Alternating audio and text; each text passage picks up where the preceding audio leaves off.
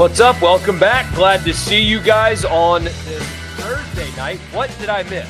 A lot, apparently. Hope all of you had a very happy, Merry Christmas and were safe, and Santa brought you all of the good things. And we are back and off and rolling yet again. My name is Michael Bucc-ee. This is the Rebel Report podcast. I appreciate you being a part and being here on this day after Christmas. It's been a little while since we've been live, obviously, because of the break.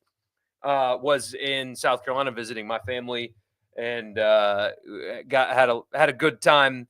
Little guy got a lot of superhero presents, and we're back here rocking and rolling. And I hope that you guys had a similar week as well. But we got to talk about transfer portal because that's what we got to talk about. The question of the night is, has Ole Miss done enough in the transfer portal to satisfy you, the fan? Have they done enough to satisfy you as a fan? Because there is the portal, quote unquote, closes coming up here in a couple of days. Now, players playing in bowl games and in the playoffs, once those are over, we'll get to enter themselves in the portal even after. Players that are in the portal can still commit, even if it's closed. It's a mess because it's college football. It's a mess. But to this point, Ole Miss's portal class had a lot more star power than last year's. Should you be concerned? Have they done enough? We're talking about that tonight on this edition of the podcast. Again, my name is Michael Bucc-ee. Don't forget to like the video, subscribe to the channel if you have not already, and leave a comment as well if you're watching after the fact. I still would read and engage with your comments, so please don't forget to do that and subscribe to the podcast wherever you get them. Just search Rebel Report, and if you like what you hear, leave a rating and a review. In this edition of the podcast, and every edition of the podcast, is presented by the Gregory Law Firm. Personal injury, small business, contract disputes. That's what he specializes in. He's in Fulton, but he can service you anywhere in Mississippi. So if you've been personally injured, don't wait another second. Wake up tomorrow and call DJ Gregory of the Gregory Law Firm at 662-397-9799, 662-397-9799. Also, if you're a small business owner and you need some legal advice, or if you don't at the moment, but that day could come, save that phone number, 662-397-9799. Don't delay. If you need legal advice, call DJ Gregory of the Gregory Law Firm today. He presents this podcast. So what I've observed over the last few days from the Ole Miss fans is contention the right word? Is concern the right word? People are not overtly excited about the transfer portal class so far, and I understand why, but I also got kind of a kick out of when I pulled up the recruiting class rankings earlier and saw that Ole Miss has the number 3 portal class in the country. They have the number 3 portal class in college football right now, and you've got fans that are wondering why they're not getting any good players. There is only – so they have 6 4-stars in their class. Only LSU and Texas Tech, who's doing a hell of a job in the portal so far, have more 4-stars, and it's 1. So Texas Tech and LSU have 7. Ole Miss has 6. Texas Tech has 2 more commits than Ole Miss does. I mean, I've seen a lot of people brag on Auburn's class. Ole Miss is ranked ahead of Auburn. So I think that there needs to be a little bit, just from that perspective, a little bit of a deep breath. Just like, okay, there isn't Walter Nolan, who was in the class by this time last year, but there still needs to be a bit of a deep breath when it comes to this. They've signed a top 15 high school recruiting class in this cycle, and now they presently sit at number 3 in the country in the transfer portal. So, can it be better? Yes, we'll talk about that in a second. But they are still, when it comes to player acquisition, doing absolutely fine. And I do like a lot of pieces in this class as well. I think they've really done a good job at wide receiver. I know that, people were focused on Key and Singleton, but there is a cost-benefit analysis that goes into players like that, and you should, I think, really like what they've added at wide receiver with Stribling from Oklahoma State, highly productive player. You got the burner Alexander from Wake Forest. You got the high upside transfer with Odom from Alabama. I kind of like what they've done at wide receiver. That was a position of need, and they got that. I really like the more I watch him, the more I look at linebacker. I think Yates in particular, the Marshall transfer, is going to help this team a little bit. I know they're still going to be recruiting linebackers, but I like the trio of linebackers that they've added so far. Um, Completely and totally unsure about what kind of production you're going to get out of them, but you signed a couple of high ceiling defensive linemen as well with some good athletic ability. There's a lot to like about this transfer portal class, and there's a reason it's number 3 in the country, with still a long way to go before it's actually finalized, which really doesn't even take place until training camp begins. So that's number 1 is, if you're concerned, I understand, and we'll touch on some of those things in a second, but keep it in perspective. Top 15 high school class, number 3 portal class, talent acquisition is still going quite well. I think the biggest thing, though, in what's causing a lot of people to have, is it a foggy perspective? Maybe that's the right way to describe it, is the star power in the transfer portal is lacking this year. A lot of people have talked about that. I think they're right.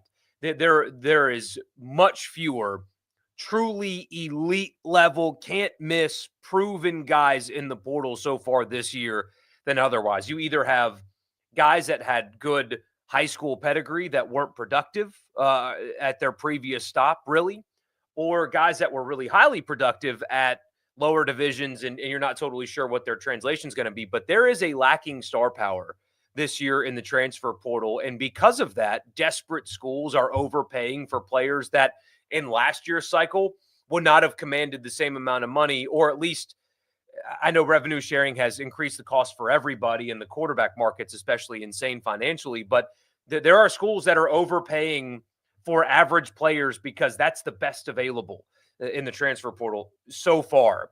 As we sit here on December 26th at 8:03 p.m., the transfer portal has lacked star power, proven star power, compared to years past. And that is also, I think, inflating some expectations, because it does not look the same as it did a year ago. There aren't as many proven available players as there were a year ago. And so you have this desperation heave with some schools that had bad seasons a year ago that are, for example, really overpaying for an average to below average offensive tackle. A receiver that, is really fast and has a tremendous upside, but a receiver that should not command the kind of money that said receiver is commanding, because there's just not many high level ones in the portal. So I think that's part of it as well. Number 3, obviously, there's still time to go. There's still players there's still time to enter. Players are going to continue to do that. Duke's running back hit the portal tonight.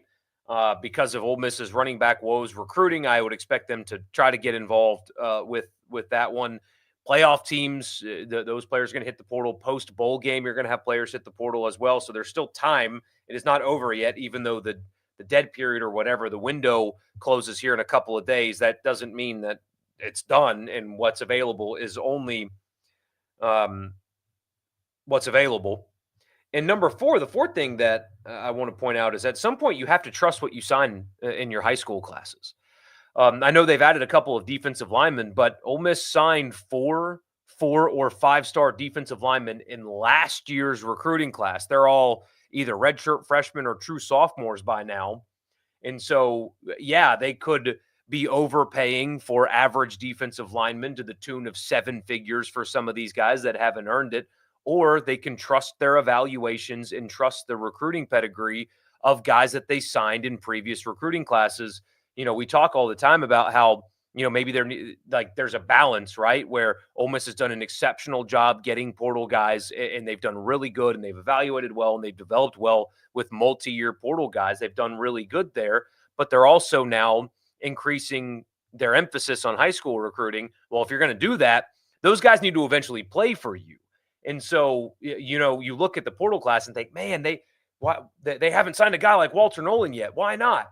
Well, maybe because there's a chance that they think that they have, maybe not Walter Nolan, but they don't need to go sign 6 defensive linemen because they've recruited that position well.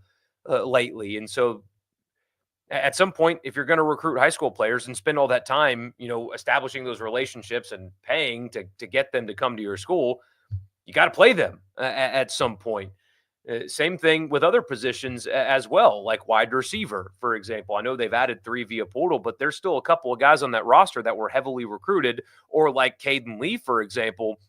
Why spend 7 figures on a wide receiver that does the same things that Caden Lee does? At some point, you got to trust the guys that you currently have on your roster to develop and become good players to make sure that ultimately you can be financially sound and also establish a good football team. But also, number 5, concerns are fair. And I understand where they're coming from. And there are some positions that you should be concerned about, namely offensive line. I know they've added a trio of players. One of them, started at Arkansas and can help them there, I suppose. The other 2 coming up from lesser conferences. But I have no confidence or faith whatsoever in the offensive line as it's currently constructed and coached. Maybe there's something that I'm missing there that should tell you that they're going to be so much better there. I don't know what that is yet. I don't think that you can just run it back as is, but I mean, as of this moment, that's what it looks like they're going to do. I have no faith whatsoever in the offensive line at all. They added 4 portal offensive linemen a year ago, and it did not work out. They returned 4 starters from the 2023 team, and the unit as a whole got worse. They have not made any visible changes there yet, and until they do, I am going to parrot your concerns about that position group and its ability to lead an effective offense, because it was not good enough this past year, and it should have been better than it was. And for some reason, it was not. And until I see improvement, like actually see it on the field, I'm not going to talk about it until it actually happens. Also, the running back position, whether it be because players are getting more money than they think that they're willing to pay to get a player of that caliber, or what, they have been in the running back market, and running backs have gone elsewhere. They have brought running backs in to visit, and they have gone elsewhere. Maybe they're all asking for more money, but at some point you have got to get one. And part of me wonders if, the positive spin would be, well, they're asking for too much. Other schools are just paying too much. And, that's great. That's fine. Considering how they just managed the running back position this past season, forgive me if I'm a little bit skeptical of just taking, just trust the coaches on this one. Taking that angle when it comes to running backs, I think would be a massive mistake, because trust the coaches. They haven't earned the trust at the running back position. They haven't earned the trust at the offensive line. And as a result, I'm just going to be skeptical, completely skeptical, until proven otherwise on the actual field, regardless of who they're able to sign. Part of me also wonders if it's easy to recruit against them, because yes, I know it's all about money and stuff like that, but at the end of the day, you're still having to convince the players to play football for you. And part of me wonders if that might be working against them as well. The way the running back position was handled this year is problematic, and maybe it's easy to recruit against that. Also, though, if you're looking for another angle for positive spin, if Logan Diggs is back healthy, he essentially should count in this year's portal class. Tore his ACL in the bowl game last year, was never going to play a big role on last year's team because of said injury. And so you should essentially count him for this year's class, the LSU transfer at running back. So that helps that position there as well. Still desperate at that spot, though. Secondary, they need to continue to add bodies. There's still some work to do in the transfer portal. They need another quarterback. They just need a body in that room at this point. You can't go into the season with just 2 guys. So they've got to add a body there. It's probably a tough sell. The Penn State transfer never made any sense to me. I mean, I guess he came in for a visit, but a guy like him wants to start, and the likelihood of beating out Austin Simmons seems very small as of this moment. So I'm in wait-and-see mode on offensive line, regardless of who they add. They still need to add a running back and secondary help. I mean, they've got some in this class already. Sage Ryan, and I know that was kind of a controversial addition to say the least, especially according to some. But I mean, they got Braxton from Arkansas, who's freshman all SEC guy a couple years ago. So they're adding there as well, but they need to continue to add in the defensive secondary because of how many bodies that they've lost. So they're doing well It's incomplete at the moment. It's still the number 3 class. They signed a top 15 high school class as well. Player acquisition is going well. This year's edition of the portal overall is lacking star power. And so you're getting inflated prices with particular guys because of desperate schools, and there's not that many available players. Um, at some point, they got to trust their high school guys. And also, if you're concerned, it's justified because of questions that they cannot answer until actual football gets played. And in the meantime, I'm not going to spend time hyping up those particular spots until I see some actual marked improvement there. So all of those 5 things can be true at the same time. We'll get to your comments after I tell you the podcast is brought to you in part by Advantage Business Systems. Check them out online at absms.com. Advantage Business Systems has you covered for all of your Mississippi office technology needs. Tell them I sent you, by the way. You'll get a complimentary office technology assessment. So you tell them what you need, whether it's copiers and printers and mail machines, cloud storage, data security, IT projects, whatever it is. If it's technology, if it's in the office and your Mississippi business needs it, check them out, absms.com. Also, the podcast is brought to you by Priority One Bank. They make you their priority. Got 16 locations here in Mississippi, so there's likely to be one in your backyard. They make you their priority every single day with their online banking platform. It's a one-stop shop. All you need is an internet connection, and you can do whatever it is that you need to do with your money because Priority One Bank makes you their priority. All right, let's get to your comments now. Hunter leads us off. State fan here with Ole Miss striking out on basically every running back they wanted. Do you think the Bentley situation is being used against them?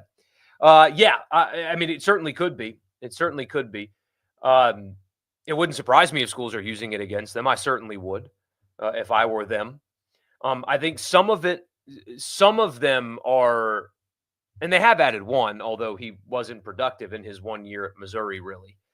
But it certainly could be. I think it's a combination of all of them. There's a couple of them, maybe even all of them, that they don't feel comfortable financially going that far, but that they have not earned benefit of the doubt at the running back position because of how awful, not only how awful they handled the situation, but evaluated as well. I mean, Amos couldn't get a single touch. That was a portal running back that they added. So it's not even just not playing Bentley. It's the other stuff that came with that position as well. You know, a freshman that transferred to Arizona, those kind of things. I mean, the whole room was mismanaged. And until that changes, that should be the biggest question. That and then offensive line. Still would like another cornerback, safety, and offensive line.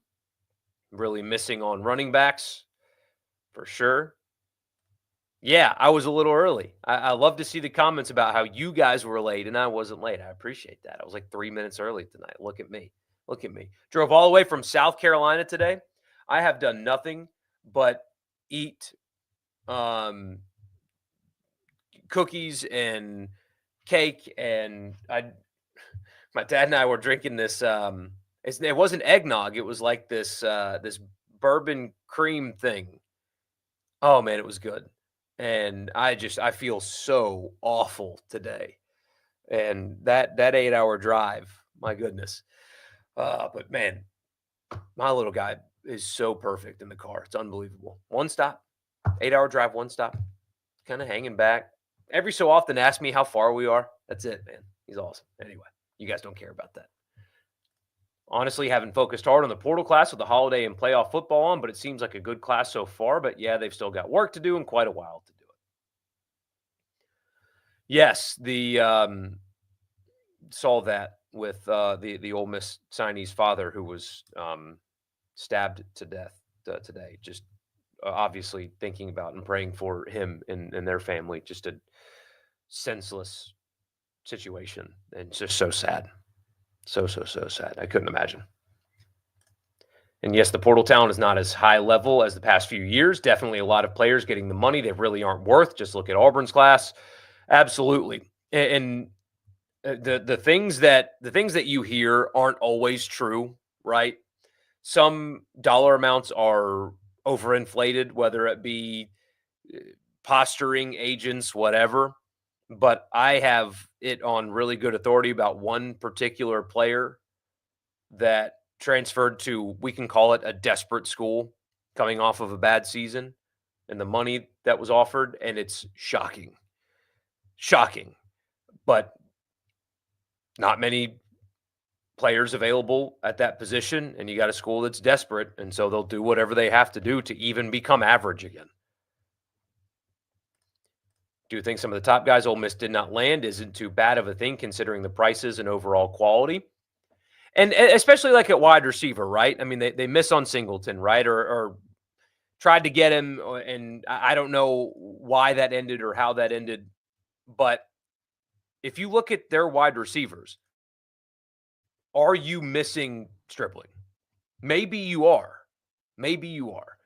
But I think that you should feel at least comfortable with what they have so far at wide receiver.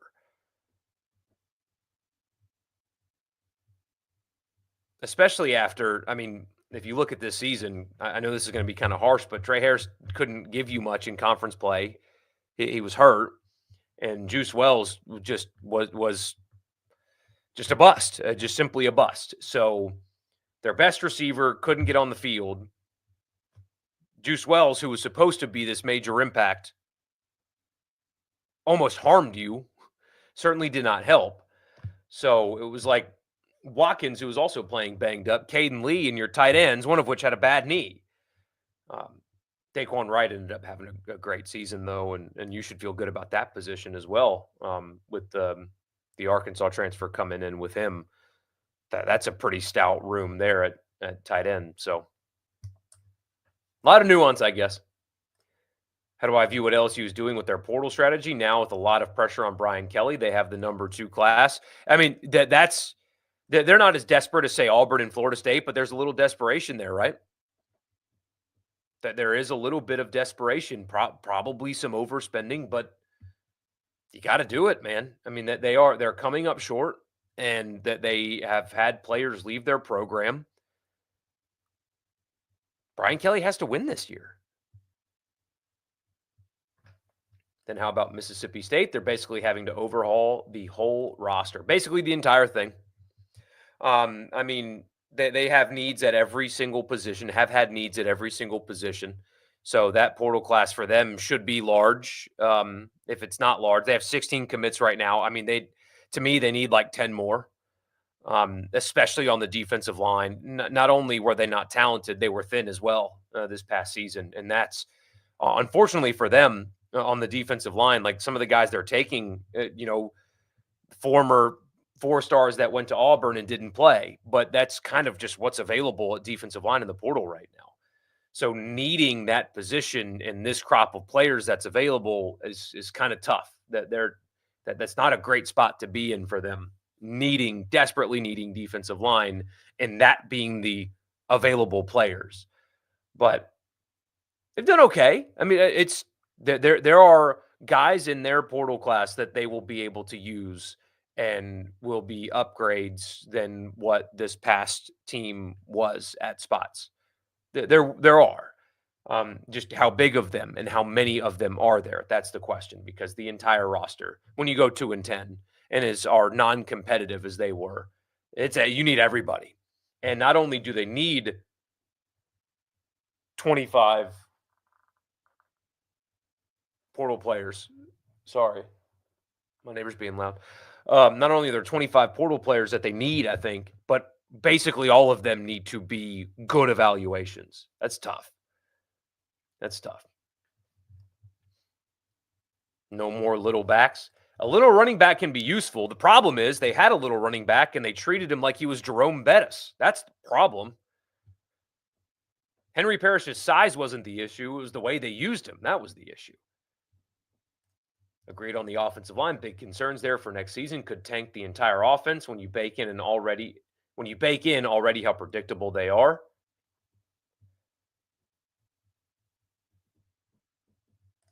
Or if they have smaller backs, but bring in a Rashad Amos, pay him, and maybe give him a chance. No, couldn't do that. Should go after Saluka as a backup quarterback.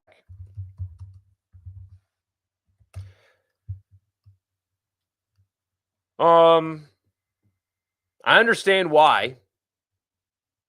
Here's my concern though. I think this is his last year of eligibility, so you might not be able to bring him in anyway.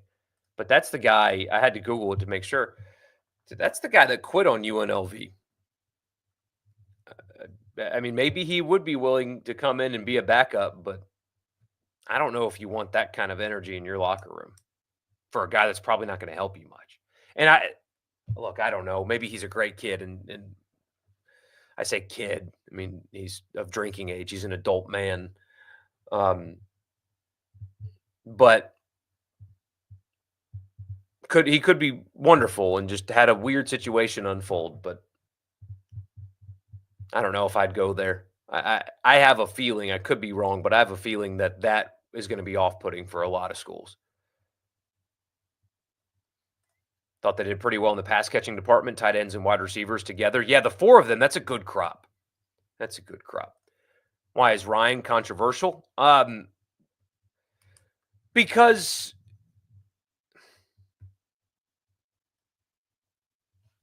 I don't think he's as bad as LSU people think he is. In fact, I would die on that hill. But he has a reputation, not off the field. I don't know anything about him off the field, but as being a liability. And Ole Miss has needs in the secondary. And it's, why get a guy like that when you've seen him be a liability at LSU? What's going to change about Ole Miss? That also speaks to the quality of player in the portal, but I don't think he's as bad as LSU people think he is. Also, finding elite level players in the secondary is difficult. There's not really many. And I do think that he will be in a better system than he was at LSU. Really needed Deuce Knight? Not for that price. Not for that price for a guy that's definitely not going to play for you this year. Would be quite ironic if they got a visit from Star Thomas ahead of the Gator Bowl. No kidding. I mean, I thought to myself, and I put it in a group chat. I was like, what are the odds that Lane Kiffin watched the film, prepping for the Gator Bowl and saw him and were like, hey, go throw him an offer. Um, yeah. O-line problems are at least partially due to the RPO-based offense. You kind of run block and kind of pass block instead of all-out run block or all-out pass block. But here's the thing. They've led the SEC in rushing every year under Kiffin, basically until this year. I mean, I guess they finished second one year. But they've been a great rushing offense. And it's not just Quinshawn because they're a great rushing offense. I know Levy was there, so I guess it's a little bit different. But they've run the football well until this season. Even last year, a lot of that was masked because of ability from who they had in the backfield. But still, they've run the football well until this season. And it was a catastrophic failure on all levels, development, everything, personnel, all of it. So maybe they need to go back to the drawing board schematically. I'm just not smart enough to tell you what they need to do there.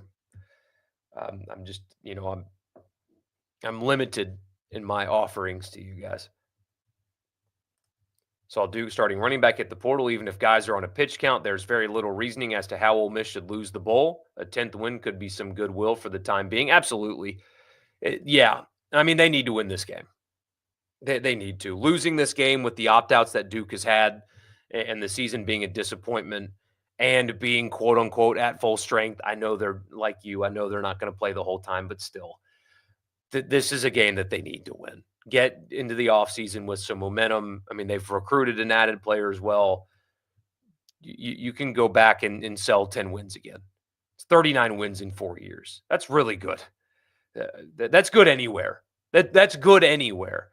It's really good at Ole Miss as the program is continuing to build upward.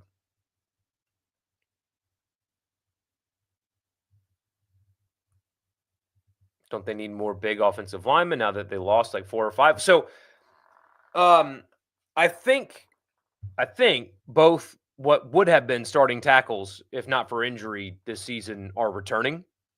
So Pounds, the assumption is he'll be back. And again, by the end of the season, he was useful and helpful for Ole Miss. And Williams, when he's not hurt, would have been the other starting tackle for Ole Miss. I think both of them will be back. And if that's the case, they need depth for sure, but it's more about the interior. And we'll see. I mean, they've got to be better there. It's a very elementary statement, I know, but overall, the spread tempo offenses in the SEC were pretty bad this year. Can't tell you anyone who was extremely prolific. Texas on paper was great, but couldn't score. Yeah. Did I stop at Buc-ee's? No, I didn't. So I was going to on the way, and the exit was backed up onto the highway. So never mind. And then today, we had to stop. We had to stop like 12 miles before Buc-ee's. And so stopping, driving for 15 minutes, and then stopping again didn't make sense to me. I wanted to. I really wanted to. I love Buc-ee's, but no. There aren't many SEC ready offensive linemen in the portal, and the ones that are will be getting around $1.5 million a year. I don't know about the number. I know it would be astronomically high, but yeah, there's not many, if any, SEC ready offensive linemen in the portal. I mean, it's a lot of guys that are stepping up a level in competition. A lot of them. I mean, I saw Illinois had a guy from Mississippi who played, I guess, high school and junior college ball in Mississippi before he went to Illinois, hit the portal today. Maybe that's an option, but there's not many of them. There's really not.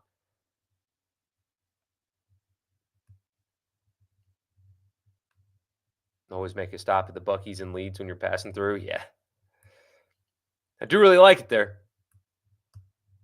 With this portal class and the back-to-back high school ones, how many games do I think Freeds needs to win to save his job? 8+, right? And what if he loses to Bama and Georgia again? So their schedule, by the way,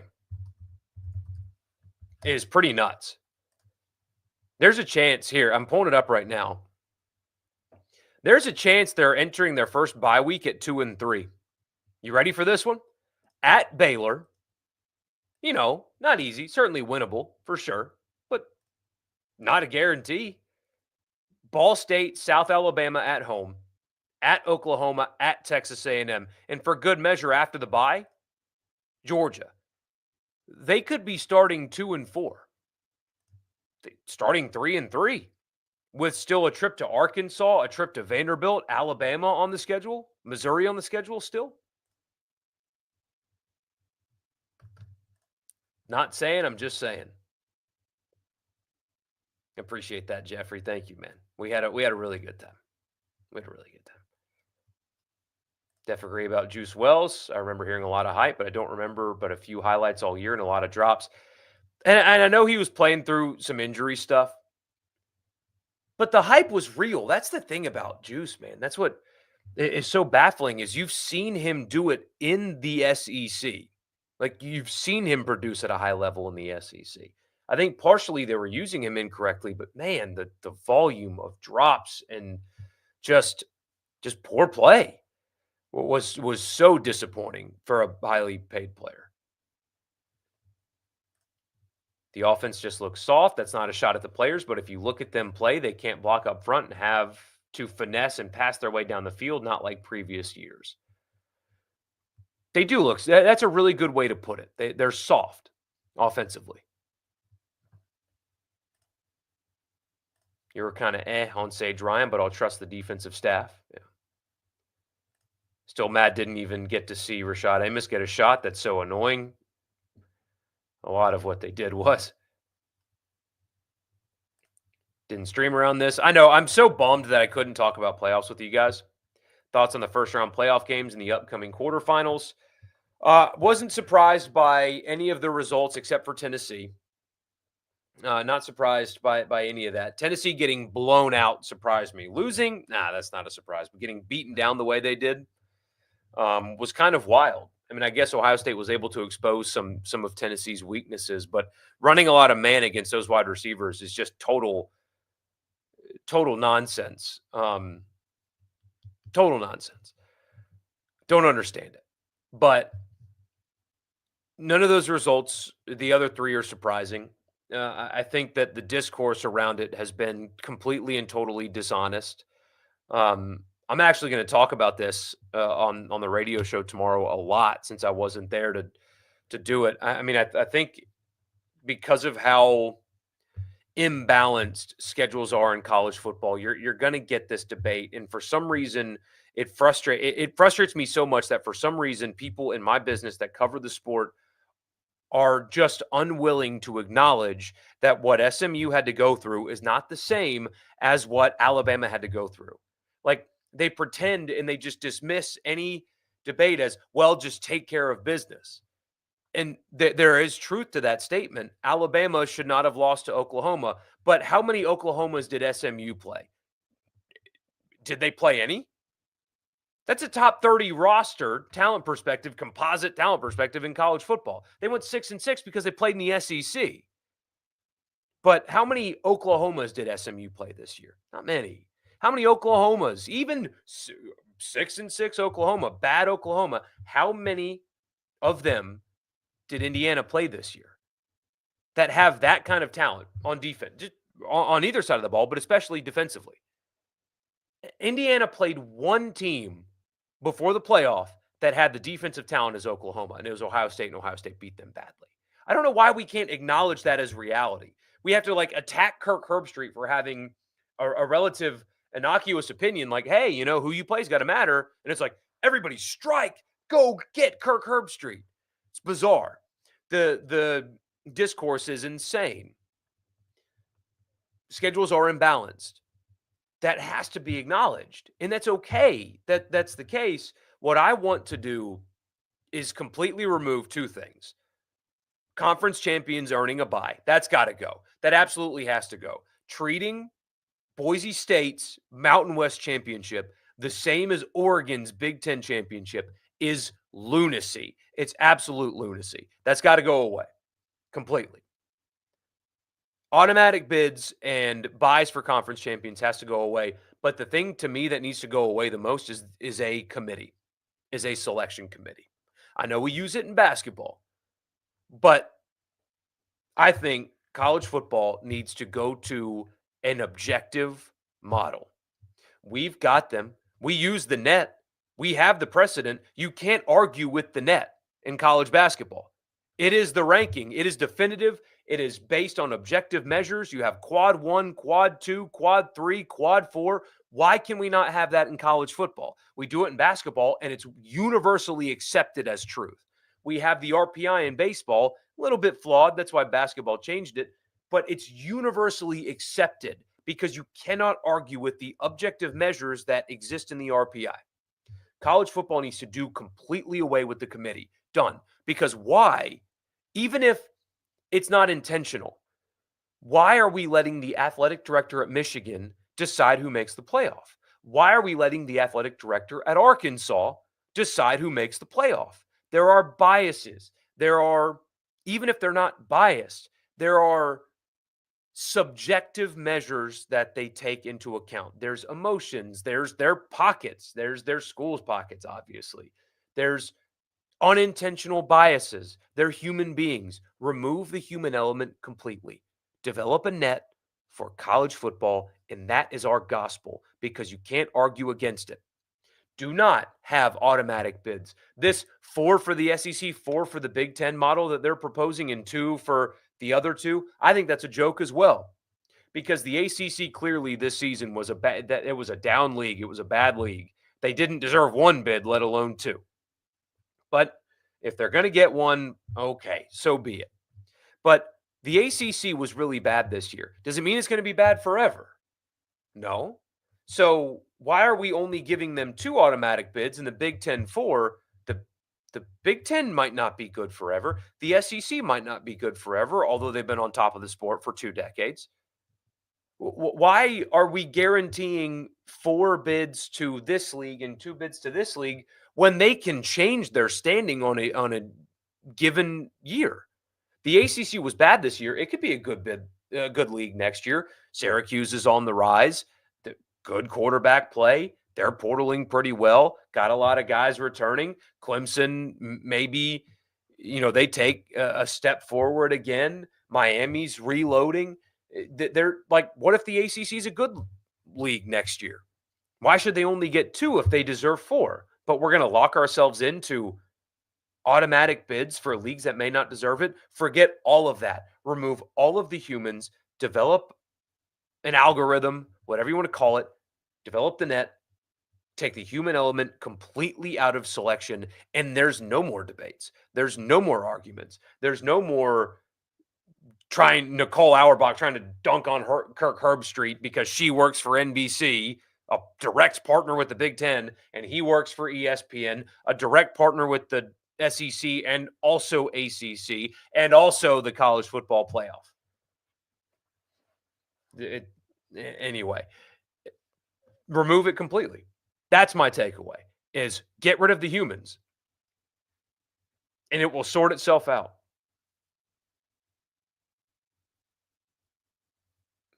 The postseason is always the worst part of college football season. It really is. It really is. Got a big basketball game on Saturday? No doubt. No doubt. So they have 19 games remaining.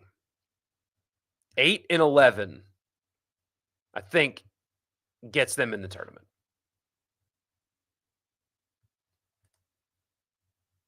Hey, Dad talked about this today. Yeah, I didn't get to listen to a second of the show today. I chose not to. For obvious reasons. No, I'm kidding.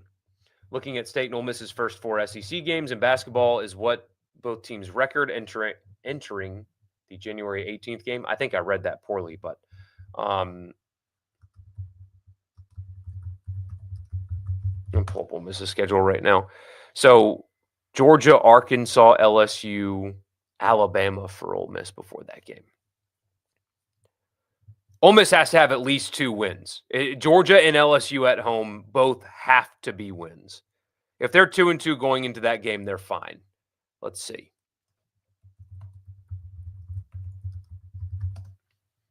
Mississippi State, however, South Carolina's got to be a win. Ooh, okay. They have Bethune-Cookman on Monday. Jeez. That's a net loser regardless. So State's got South Carolina, at Vanderbilt, Kentucky, and at Auburn. Ooh. I mean, they need to be 2-2 as well, especially with Tennessee after. Gosh, this league is such a miserable experience. Just a miserable experience. Aiken, South Carolina native. Jeffrey, glad to see you. It's just in your region of the country. Are they settled on the quarterback search? Not at all. Not at all. Unless news has broken since I've started about Ole Miss adding a quarterback. They have not settled at all. Not at all. I mean, the assumption is Austin Simmons is the starter, but the room itself is not settled. Don't know if it's possible, but couldn't the SEC just stack the schedules on the side of the great teams like what Texas got? Texas did get a pretty favorable schedule, didn't they? Also, don't even know if 12 teams is right. I actually liked 8 with no auto bids. I think 16 with no auto bids, but I like more games. I'm an advocate for more games. So maybe you're just sour on 12 teams because the system around it is broken. It is broken. Why did Boise State and Arizona State get to sit at home last weekend? Why? What's the justification for that? Because they won the Mountain West and the Big 12? What a joke. And then on top of that, Oregon has the much more difficult game this weekend than Penn State does. Oregon won the Big Ten, and Penn State has an easier path. Explain that. Georgia won the SEC, and Texas has the easier path. At least Texas and Penn State had to play in the conference championship games. But what if Tennessee had beaten Ohio State? What if Tennessee had, just play that out with me. What if Tennessee had beaten Ohio State? Tennessee and Oregon would have played the same number of games. So Oregon would have had no benefit to the bye. They don't even get a home game. They had to play in the Big Ten championship. Tennessee did not.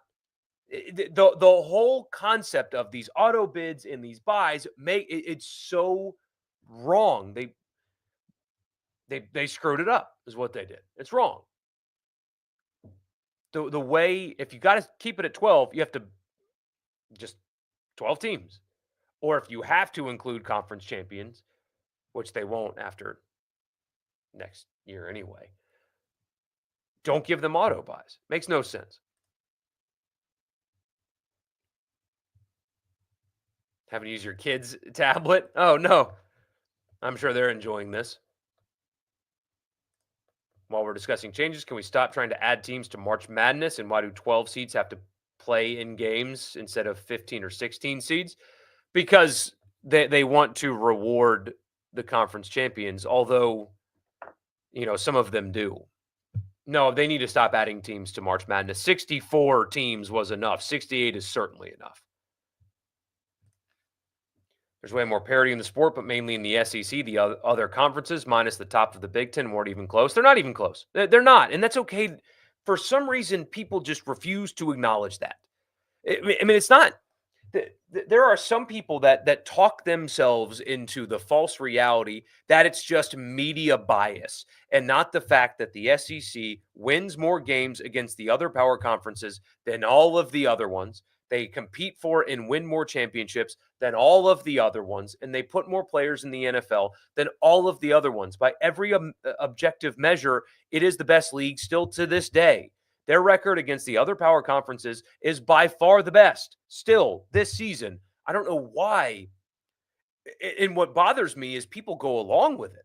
But people that cover college football at the national level try to tell you that what you know as objective reality is not true. They want you to not believe what your own eyes see on a weekly and annual basis. It's a joke. A lot of people forgot that Indiana and SMU are primarily made up of group of 5 players. Those are 2 good teams with rosters that would not have made it through at 9-3 with Alabama's schedule or South Carolina's schedule or, yes, even Ole Miss's schedule with Kentucky on it. Do I think Ole Miss wins on Saturday? I do. 3-1 is possible in that stretch for Ole Miss. Arkansas is a little streaky. If Ole Miss goes through the first 4 games at 3-1, they're making the NCAA tournament. I would guarantee it after 4 games, barring injury. Last thing for me as well. They got to revert back to the old overtime rules. Multiple bowl games have gone 5+ overtimes, and it's not the same. They need to go back. It's too gimmicky. It's way too there was not a necessary reason for them to do that. They didn't have to do that at all. They didn't, and they chose to do it for the sake of games that happen once every 5 years, and it's just an unnecessary rule change. But anyway. Hey, Austin, hope you had a great Christmas as well, and all of you had a great Christmas. I'm thinking about doing some post-game content for the Memphis game. I know for every SEC basketball game, I'm going to. Quick thoughts or maybe even live, depending on the game. So I might start that on Saturday just to go ahead and start getting in the routine of treating basketball kind of the same way we did football with immediate post-game content, because I think that's what you guys want. This is a very interesting basketball team and a very interesting season, and I think that needs to be part of it. So that'll probably start on Saturday. I'll see you guys then, and then also, of course, on Sunday as well. Yeah, thank you, Edward. Man, yeah, we had a great time, and hope you did as well. And we'll see you guys definitely live on Sunday, but probably Saturday after the game as well. See you then.